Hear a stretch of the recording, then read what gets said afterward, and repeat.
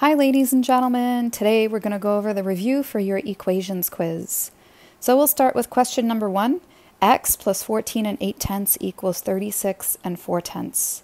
So I notice we are adding 14 and 8/10 to x, so we are going to do the opposite operation and subtract 14 and 8/10. If we subtract it on the left-hand side of the equation, we also have to subtract it from the right-hand side of the equation. So that means these 14 and 8/10 cancel out. We're left with x on the left-hand side. And 36 and 4/10, if we subtract 14 and 8/10, going to have to borrow. We end up with 21 and 6/10. To check it, just to make sure my value of x is correct, I'm going to substitute 21 and 6/10 in for x into the original equation.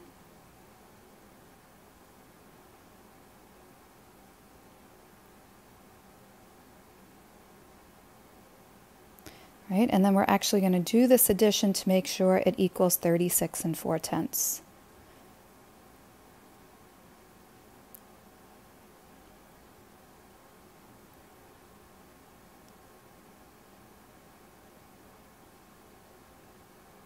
Oh, I'm not carrying a 1. I got stuck there for a second. So the sum is 36 and 4/10. So that means our value of x is correct at 21 and 6/10. All right, on to question number 2. X minus 2 1/4 is equal to 9 1/3. Since we're subtracting 2 1/4 from x, we're going to add 2 1/4 to both sides. Opposite operation. So these two cancel out. We're left with x on the left. And on the right-hand side, I'm going to have to find a common denominator to be able to add these. So I'm going to make these into 12ths. So I'm going to multiply the numerator and denominator by 4 to make 9 and 4/12. And I'm going to multiply 1/4 by 3 over 3. That gives me 2 and 3/12. When we add that together, we end up with 7/12. And for our whole numbers, 9 plus 2 is 11. Just to double check, we're going to substitute our value of x, 11 and 7/12, into the original equation. So we have 11 and 7/12 minus 2 and 1/4. We want to see if that equals 9 and 1/3. So I need a common denominator here for the 12ths and the 4ths. So again, we're going to change that 1/4 into 12ths by multiplying the numerator and the denominator by 3. So 11 and 7/12 minus 2 and 3/12. Will it equal 9 and 1/3? When I subtract these two, 7 minus 3 is 4/12, and 11 minus 2 is 9.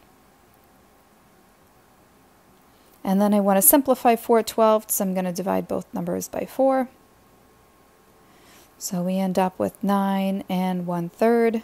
That equals the 9 and 1/3 on the right-hand side. It checks out. So x is 11 and 7/12. Question number 3.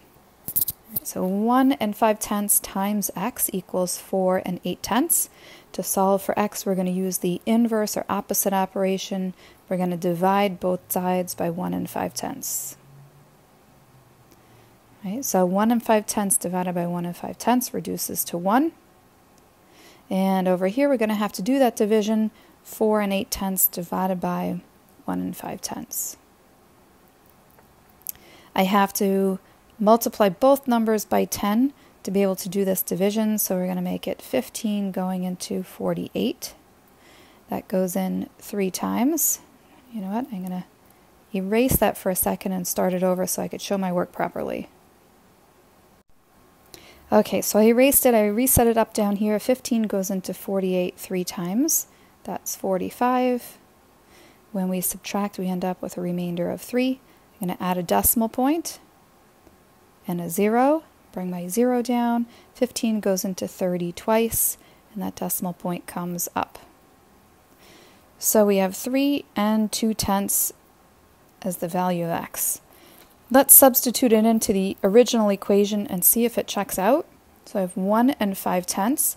We're going to multiply that with the value of x, which is 3 2/10. We want to see if it equals 4 8/10. So let's do that multiplication down here. So that's 10, carry the 1, 16, placeholder, 2, 3, we have 0, 8, and 4, and we have 2 decimal place values in the factors, so we need 2 in the product. So this product is 4 80/100, which is the same as 4 8/10. On to question 4. There we go. X divided by 4 equals 5 8/10.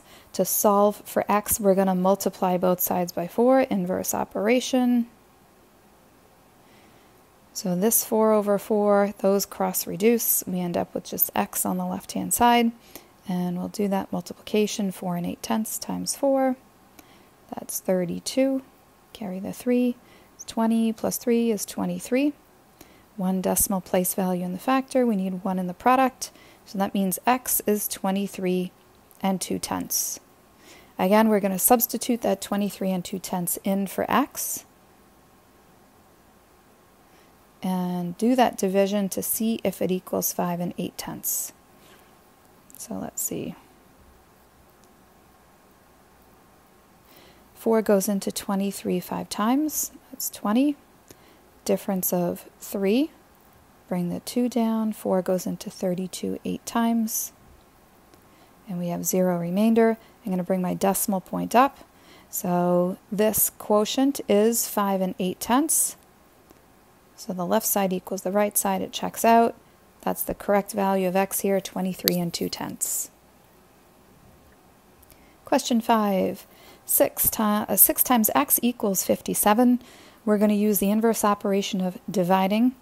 So we're going to divide both sides by 6 so that we can isolate x. 6 over 6 reduces to 1x, or just x. And I'm going to convert this 57 over 6 improper fraction into a mixed number. That goes in 9 times with a remainder of 3. So that would be 9 3/6, or 9 1/2. If you write it as a decimal, that's fine too. It could be 9 5/10, 9.5. I'm going to leave it as a fraction here. All right, let's check it. We're going to substitute in 6 times 9 1/2. Will it equal 57? We're going to change 9 1/2 into an improper fraction. 2 times 9 is 18, plus 1 is 19. So that's 19 halves times 6. And we'll see if it equals 57. I'm going to cross reduce here. 2 divided by 2 is 1, and 6 divided by 2 is 3. So now we're going to do 19 times 3. It's 27. Right, so the product here is 57. The left side is equal to the right side. It checks out. So the value of x is 9 1/2, or 9 5/10 if you wrote it as a decimal. Number 6. 3/5 times x equals 2 7/10. So we are multiplying by 3/5. Let's do the inverse operation and divide by 3/5. And I'm going to show it on this side with the division sign. This way we'll be able to follow keep, change, flip. So this 3/5 divided by 3/5 is 1, because any number divided by itself is 1. And then to do this division, we need to have our mixed number as an improper fraction. So 10 times 2 is 20, plus 7 is 27. So that's 27/10 divided by 3/5. Now we can follow keep, change, flip. We'll keep the first fraction the same. Change our division to multiplication, and we'll flip the second fraction over to make it 5 over 3. And here I notice I can cross reduce. So the 27 and 3 are both divisible by 3. 3 divided by 3 is 1. 27 divided by 3 is 9. I also notice the 5 and 10 are divisible by 5. 5 divided by 5 is 1. 10 divided by 5 is 2. So our fraction really is 9 over 2, which is the same as 4 1/2. All right, let's do our check here. So I'm going to substitute 4 1/2 in for x. And we want to know when we multiply it with 3/5, will it equal 2 7/10? Well, 4.5 needs to be changed into an improper fraction so that we can multiply. So we have 3/5 times 9/2. And we want to know, will it be 2 7/10? We're going to multiply across. We can't do any cross reducing. So we end up with 27/10. And I can change this 27/10 into a mixed number that's 2 7/10. Right, so left side equals the right, it checks out. That means our value of x is 4.5. All right, let me make this a little smaller here. We're going to write an equation for each of the sentences. So a number h subtracted from 54. This is a reversal. So that means I want to take h away from 54. The order has to be switched. 54 minus h is, that's where our equal sign goes, 16. Number 8. 10 less than twice a number is 20. So here's our reversal again with the less than. That means my minus 10 has to come after twice a number. So twice a number would look like 2 times x. Minus 10 comes right after it. We're going to replace the word is with the equal sign and 20. Number 9. A number divided by 8 is 50. So we have x being divided by 8 is, that's our equal sign, and 50. And you can write this as a fraction as well. X over 8, that means x divided by 8 equals 50. Number 10, the difference of half a number and 7 is 35. All right, so difference tells me we're going to use subtraction here. That's going to go in place of our word and. And half a number would look like 1/2 times a number x. 7 is going to come down right after the subtraction sign. Our equal sign replaces the word is, and 35.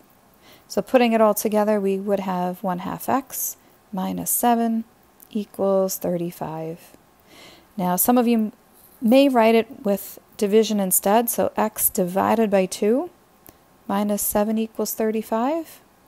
Or if you wrote it with a division sign, x divided by 2 minus 7 equals 35, that would be correct as well.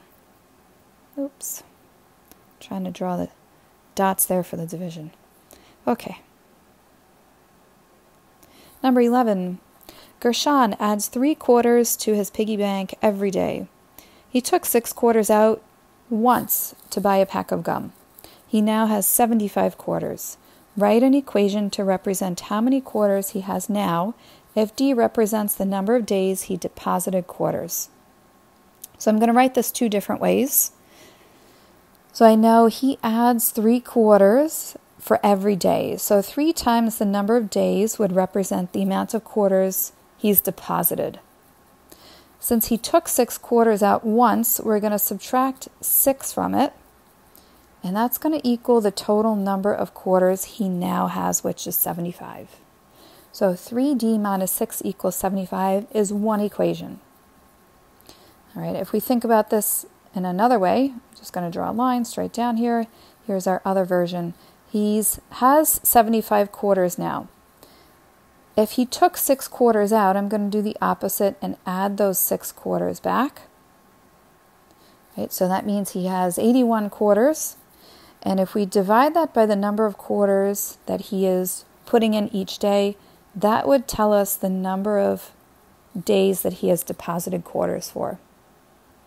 So these 2 are the most common equations that you would see or that you could write. All right, question number 12. Priyanka made 100 mini muffins this week. This week she baked 12 more than double the muffins she baked last week. Write an equation to find the number of muffins M she baked last week. All right, so this week she made 100 muffins.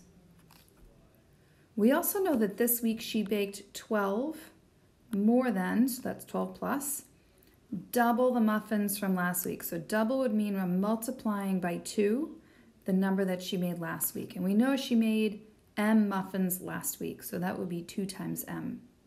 So since she made 100 this week, this 100 represents this week, and all of this represents this week as well. We can set this 100 equal to the 12 plus 2M.